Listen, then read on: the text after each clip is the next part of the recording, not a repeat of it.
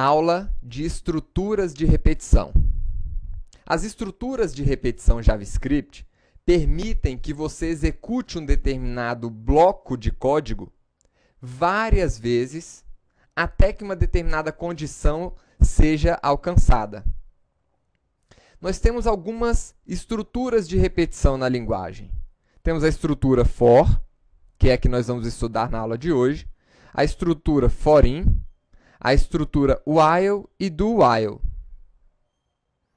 Então, essas estruturas de repetição, elas funcionam de forma semelhante às estruturas condicionais que nós acabamos de estudar.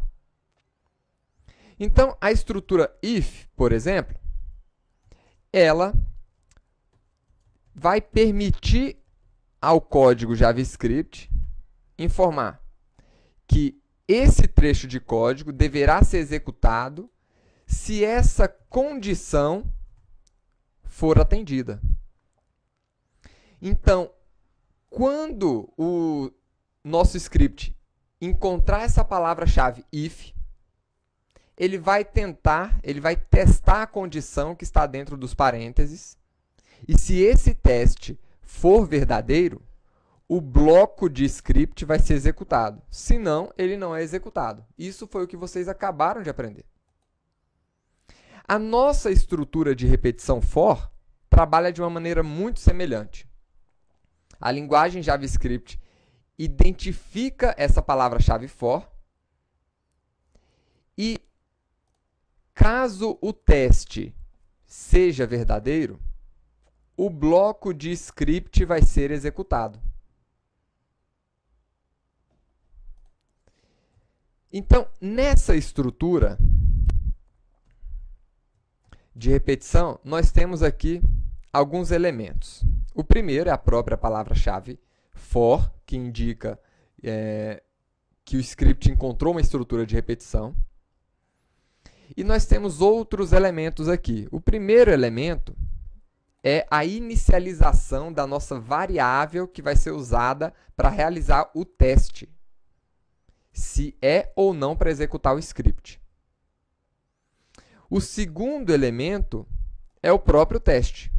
Então, o primeiro é a inicialização, o segundo é o teste. Enquanto este teste retornar true, o bloco continua a ser executado. O terceiro elemento é o próprio bloco que vai ser executado.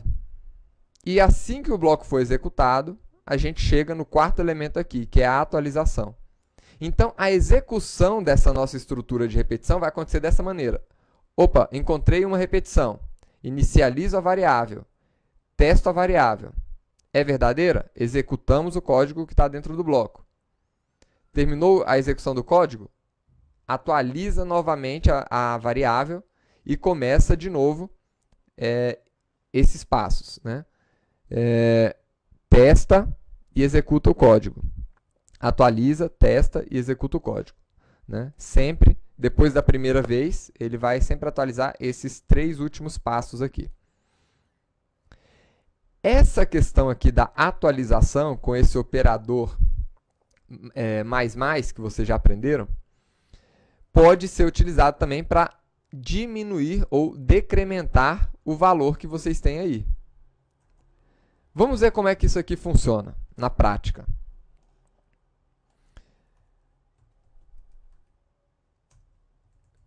Dentro dessa nossa estrutura, eu vou apresentar o valor da nossa variável i. Então, no primeiro momento, ela vale 0 e ela foi apresentada aqui. Vejam que ainda não foi atualizada a nossa variável. No segundo momento, nós atualizamos a variável, ela vale 1. No terceiro momento, vale 2. E agora, como 2 é o último número menor do que 3, ele vai sair da estrutura for. Ou seja, assim que essa condição não for mais verdadeira, ele pula esse código, né, esse bloco de script que estava sendo repetido e passa a executar o script que vem logo após o bloco. Uma outra coisa que podemos fazer aqui, apenas para incrementar um pouquinho mais esse nosso exemplo. Vou colocar aqui um texto e eu vou incrementar este texto aqui dentro. Então, texto vai ser igual ao próprio texto mais o valor da nossa variável. E aqui no final, vamos apresentar o texto como ele vai ficar. Então, 0, 1, 2. Né? Porque na primeira vez valia 0.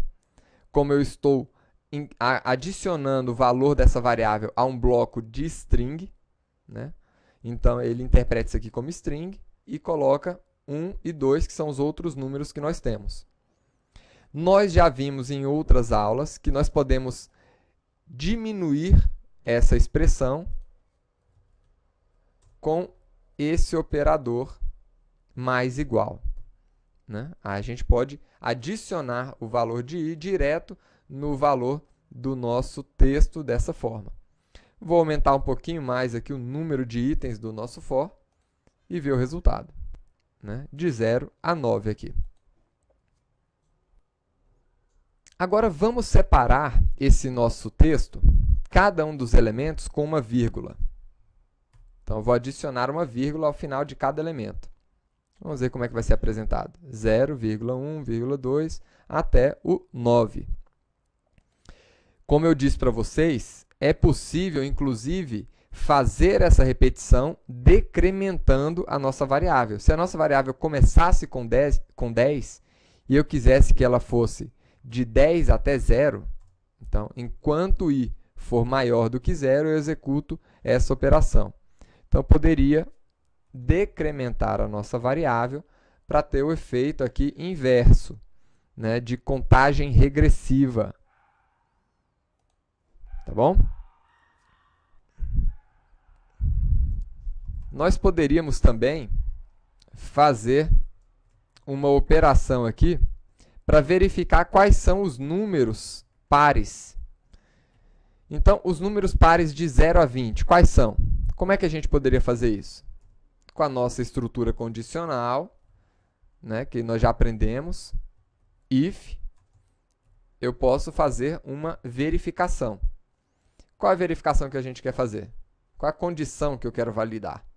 Eu quero ver se o resto da divisão de i por 2 é ou não igual a 0. Se for igual a 0, significa que é um número par. E aí eu vou adicionar esse número aqui no nosso texto. Se não, eu deixo de fora. E aí nós temos todos os números pares de 0 a 20. Se eu quisesse incluir o número 20, i menor igual a 20. Então, nós temos aí. Uma outra coisa. Percebam que o último número ele está vindo aqui com uma vírgula no final. Eu não gostaria de ter essa vírgula no final. O que a gente poderia fazer para evitar isso? Eu poderia verificar aqui.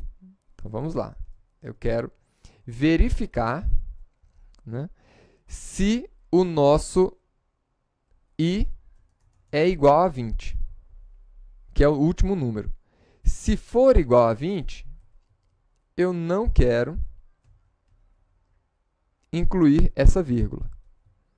Caso contrário, então, nesse item aqui, eu deixo sem a vírgula. E se não for igual a 0, aliás, se não for igual a 20, aí eu apresento o número com a vírgula. Então, teríamos aí o nosso 20 sem a vírgula. Nós ainda temos outra forma de fazer isso, utilizando uma palavra-chave que vocês já conheceram na aula de case, né? Switch, case, essa estrutura condicional, que é essa palavra-chave aqui, break. O break, pessoal, tira, né? Ou seja, ele para uma estrutura de repetição, né, aonde ela estiver, ou uma estrutura de repetição ou uma estrutura condicional. Então, o que nós vamos fazer aqui? Eu poderia remover esse else, Se eu remover o else, vamos ver como é que vai ficar o resultado por enquanto. Né? O último número ele vai se repetir, porque eu testei, é o número 20? Então eu imprimo. E deixei o próximo código ser executado também, novamente. Então ele imprimiu 20 aqui, só na última posição, e imprimiu 20 aqui novamente, seguido do, sinal de vírgula. Então, se eu quiser que ele pare essa estrutura condicional aqui no número 20, eu poderia colocar um break aqui nessa posição. Aí ele não vai passar por esse código aqui embaixo. Então, nós conseguimos o mesmo efeito sem o else. Então, esses aqui são alguns exemplos que a gente pode adotar aí com essa estrutura de repetição. Então, vocês podem estar unindo aí o que vocês já aprenderam nas aulas anteriores, né, de operadores, estruturas condicionais, e utilizar aí junto com essas estruturas de repetição que vão permitir a vocês, né,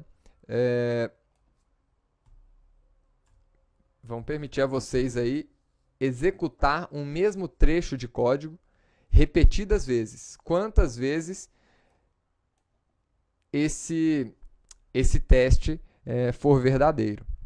Agora só tomem cuidado, pessoal, com os loops infinitos. Se a gente colocar um true aqui, né, esse teste sempre vai dar verdadeiro. E se ele sempre vai dar verdadeiro, o nosso script sempre vai ser executado aqui. Isso aqui seria quase que o equivalente a uma tela azul do Windows, né? Claro que não tão ameaçador quanto uma tela azul, mas é um loop que deve ser evitado, né? Um loop infinito aqui nesse caso. Eu não vou nem executar aqui para não travar a minha máquina. Brincadeira, no máximo vai travar a minha página HTML. Tá? Mas, então é isso, pessoal. Essas aí são as considerações. Essa é a primeira estrutura de repetição que vocês estão conhecendo, o for. E é uma estrutura que vocês vão usar muito daqui para frente nos seus scripts JavaScript. Tá? Então, espero que vocês tenham gostado da aula de hoje. E ficamos aí com o resultado final da nossa estrutura de repetição. Até a próxima aula, pessoal!